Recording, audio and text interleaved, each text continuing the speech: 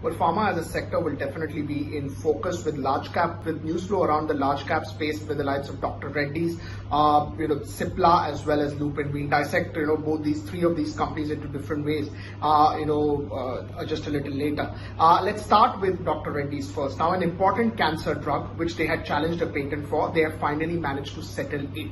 What happens when a drug settlement happens is you get a launch date, you maybe get some one-off as well, which they have not disclosed at this point of time, and then essentially, of course, you launch that and tend to gain volumes in that front. Now, why this is important is because it keeps happening, but it's a cancer drug that we are talking about, and this cancer drug is worth $7.5 billion.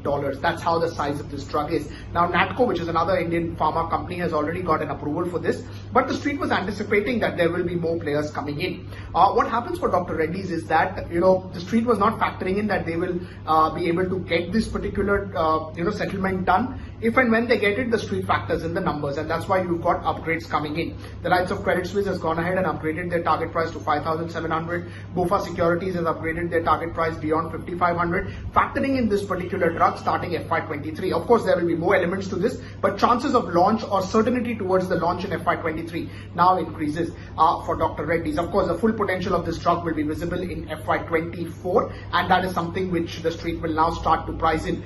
Say doing an NPV analysis, most of the brokerages are saying $600 million is what they could earn, over a period of time into this drug for the 4 years that they have it till FY26. Then when we talk about the other news flow, Lupin will be in focus, Cipla will be in focus. Again, there are upgrades that are coming in. Now, this is an unexpected gain. Now, both these companies were in focus because of their inhaler launch, what's happening over there, and it's a 6-player market, which is something which the street knew, and they're factoring in. Now, Perrigo, which has this gProAir drug, which was one of the part of the 6 players, which has about 11.5% in terms of market share. That is one company that has actually suddenly withdrawn their drug. Now, their guidance says that, for this entire year, they may not have, this drug relaunched. We don't know about the future. Of course, over the time, they will try to launch it because it's still a relaunch it because it's a still very attractive market.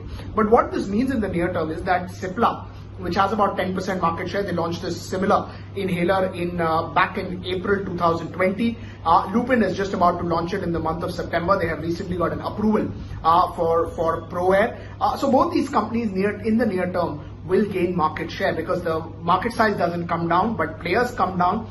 There are 3 generic players and other authorized players, and both these people of Cipla as well as Lupin will tend to have a one-time gain sort of an impact because of Perrigo's loss. ProAir, remember, is one of the most attractive opportunities. 850 million is the likely size of this particular drug, and the market share of 11% will be split into other players, and people are saying that Cipla as well as Lupin will benefit in terms of a one-time EPS upgrade.